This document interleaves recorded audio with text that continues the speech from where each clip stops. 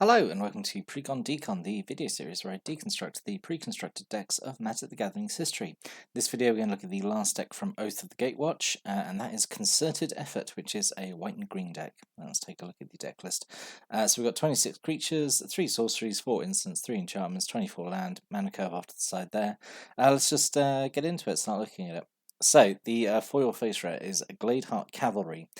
So 5 and double green for a 6/6. When it ends the battlefield, support 6. So here we are, white-green, having yet another mechanic that cares about +1/+1 counters.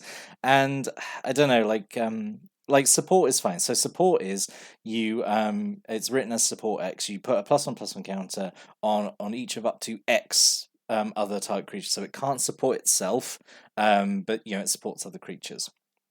And support 6 is actually kind of huge because to really get the most value out of it, you really want a board that's gone as wide as possible, so you can give up to 6 creatures +1/+1 counters. But yeah, I remember because I had dropped out of the game by this point, but I was sort of like keeping up in terms of like card previews and stuff. So I was still interested in what the new the new like cards were and stuff, and the new sets were like. And I just remember seeing this it's like, oh okay, well, but we just had like Bolster, and isn't that the same? Like it's not. It's very subtly different. So yeah, this is just a bit of a whinge in my you know it's just kind of frustrating to see. I'm sorry, really rambling there, but it's just really frustrating just to see because green white does other things, it does other things. But I feel like since Theros we've had heroic, we've had outlast, we've had bolster, we've had renown that was in Origins, and now we've got support. So 5 mechanics there that all care in quite quick succession, that all just do +1/+1 counters in slightly different ways. It's just, I don't know, it just feels a little lazy to me, honestly. At least this one is kind of keyword and it's quite straightforward. Anyway, whenever a creature you control with a +1/+1 counter on it dies, you gain 2 life. Sure, whatever. It's a 6/6 that gives up to 6 +1/+1 counters. That's obviously okay. So yeah, this is fine. A single Saddleback Lagak, 3 and a green for a 3/1. When it ends the battlefield, support 2. Yep, these are all now going to be essentially the same creature, just different sizes, aren't they? Just doing different, different supports, I suppose. And then 2 Expedition Raptors, 3 and double white for a 2/2 with flying. When it ends the battlefield, support 2. So these aren't bad cards, because well, it's a 2/2 fly that comes in and distributes 2 +1/+1 counters, for 5 mana. That's, I mean, again, that's probably fine, but I don't know, it's hard to be excited about this one because it's just green white doing stuff with +1/+1 counters again, and obviously giving +1/+1 counters is fine. That's a perfectly fine solid mechanic, but it's just it just feels it's so boring to me personally. I don't know. I'd really like to actually hear on this one what people's opinions of these various green white +1/+1 counter abilities are, because they all just blur together to me, honestly.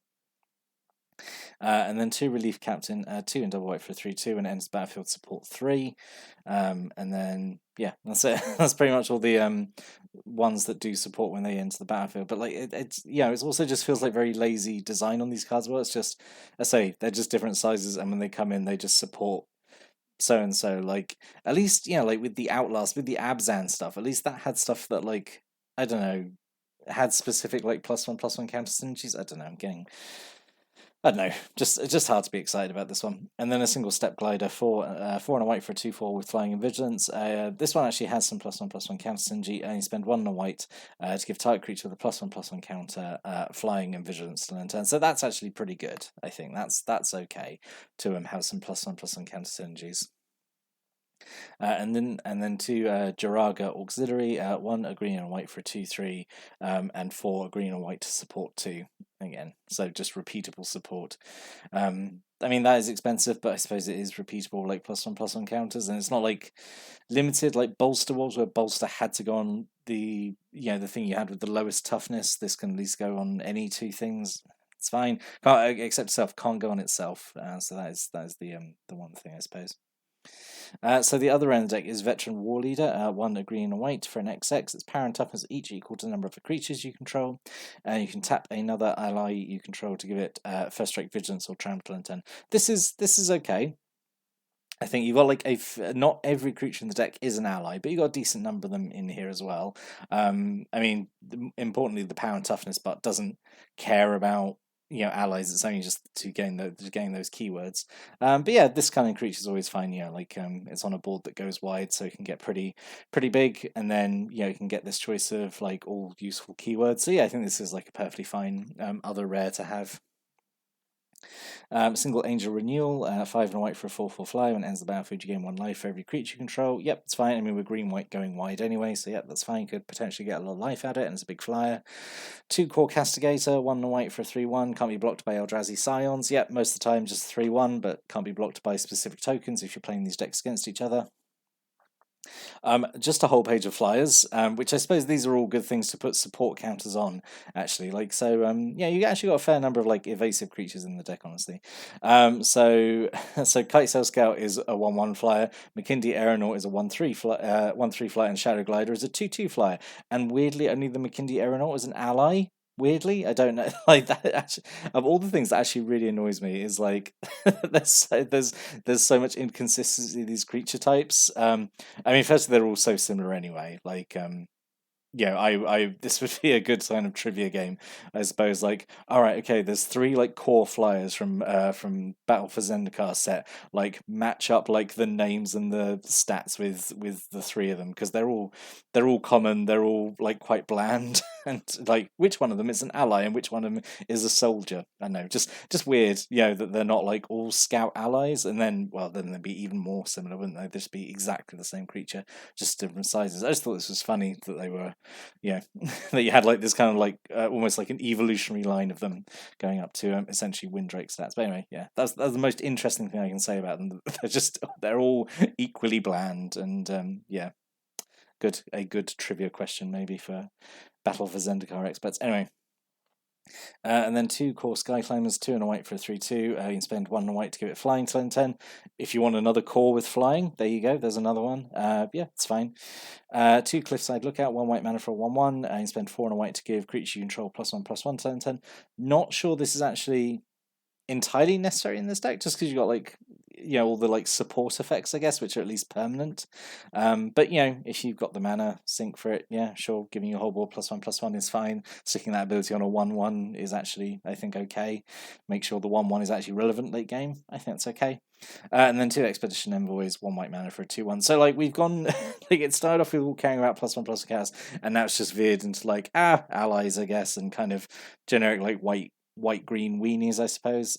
I don't know, like it's very hard to be excited about this deck personally to me, because as I say, it's just +1/+1 counters, isn't it? It's something we've seen like so many times before, at least recently as well. It feels like I always felt like green white has just like it does more than +1/+1 counters. Like I don't know, could have done stuff with tokens, could have done stuff with like auras, like that's another classic green white thing, or even something completely different. Could have done, I don't know. Anyway, and then a single Oran Reef Invoker, 1 green for a 2/2. You can spend 8 to give it +5/+5 and trample and 10. Sure, it's fine. Right, and then non-creature spells. Lead by example, 1 green. Possibly, I will give props to Lead by example, because it is probably one of the most elegantly designed cards ever. It's one of the most minimalist cards. Support 2. That's what it does. Instant support 2 for 2 mana. Not the shortest text in the game. I think the shortest is there's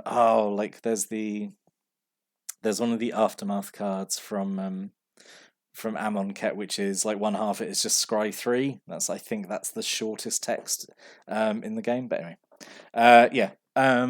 Oh yeah, there's Populate as well. There's Wake the Reflections, which just has Populates the key. Anyway, whatever. I'm completely going off the rails there to talk about other cards, I suppose. Yeah, Lead by example. It's fine. It's 2 +1/+1 counters distributed how you want. That's fine. It's not distributed how you want, is it? Because they got it on separate creatures, so whatever, it's fine. And then Shoulder to Shoulder is basically the exact same card as Lead by Example, except it draws you a card, and it's sorcery speed, so it's 1 more expensive just to get a card draw out of it.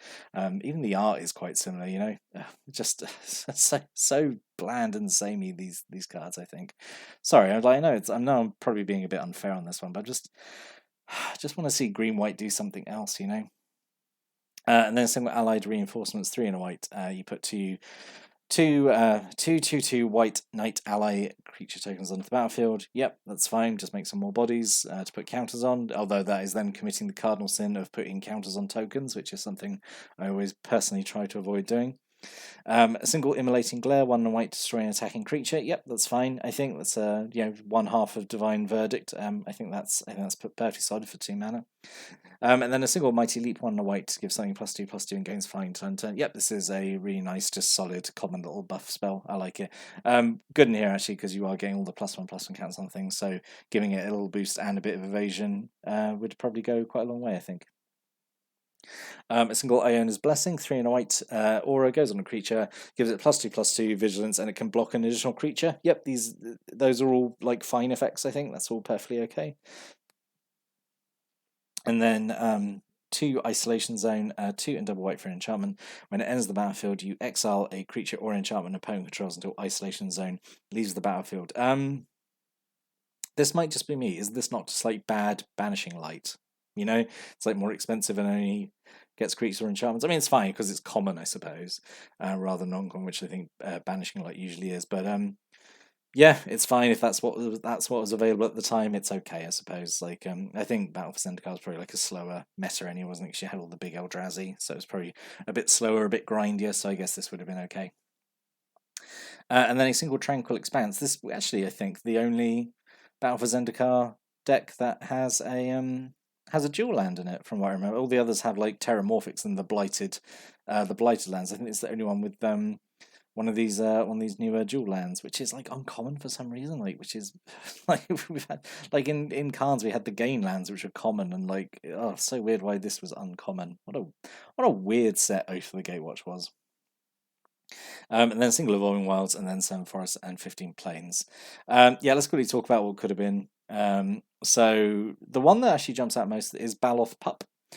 So 1 green and a 3/1 has trample as long as it has a +1/+1 counter in it. We're playing a deck that's full of like effects that give +1/+1 counters. Like, would have been nice to have like this extra card that has like synergy with +1/+1 counters. You know, just I don't know.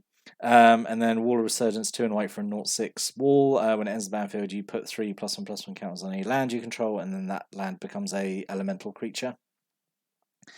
Which is okay. Like, I think it's actually quite nice actually for 3 mana, because there's a 0/6 defender, which is chunky and also makes a 3/3 creature itself, like a 3/3 with haste. Like, that's not terrible actually. Thinking about it, this is a nod to the Awakening mechanic that was mostly in white and blue in the previous set, in Battle for Zendikar, because it wasn't carried over into Oath the Gatewatch, which is a shame, because I think doing more stuff with Awaken would have been a lot more better than this very bland like support mechanic. Anyway. And then Nissa's Judgment, 4 and a green, sorcery, support 2, and then choose up to 1 type creature an opponent controls. Each creature you control with a +1/+1 counter, it deals damage equal to its power to that creature. So all your stuff with +1/+1 counters just piles onto one creature. Again, it's like got +1/+1 counter synergies. Why is it not in this deck? And like it's a removal spell, like a pretty solid one as well that can take down potentially like really big creatures. So yeah, really weird that wasn't in here. Yeah. I don't know. It's probably fine, isn't it? It's like C+ to me at least. I think I'm just like really down on it because I'm just really bored of seeing like green white +1/+1 counters. You know, it just feels very. It just doesn't feel like that new or exciting to me, and just like a lot of the cards in here just feel very bland to me personally. I don't know. Maybe I'm just having a bad day. We're having a bit of a heat wave over here at the moment in the UK, so I am miserable and hot. So maybe that is colouring my opinion of this deck. But yeah, I don't think it's bad. I think it's just solid and kind of boring. But like, I'm sure it would probably play absolutely fine. But if you got any thoughts or comments or stories, opinions about the deck, any of the cards in it, like the support mechanic and just general, I don't know, out of all of the green white +1/+1 counter abilities, like which is your favorite and which is your least favorite and why? There we go. There's a good conversation starter. Stick that as a comment below. I'll give it a read because I always like doing that. But now we're done with Oath of the Gatewatch. We're now done for Battle for Zendikar blocks. So we are really, really coming to the home stretch now, because we're going to start on Shadows over Innistrad in the next video. Yeah, we got like 10 decks left, and then that's the end of season 5, and really sort of like the first big leg of the project. But yes, so There we go. We'll start that next video. Shadows of Innistrad. We'll go back to Innistrad, which is a plane everyone really likes, and yeah, we'll see what's changed in the last few years since we last saw it. But yeah, in the meantime, thanks for watching, listening, and have a great day.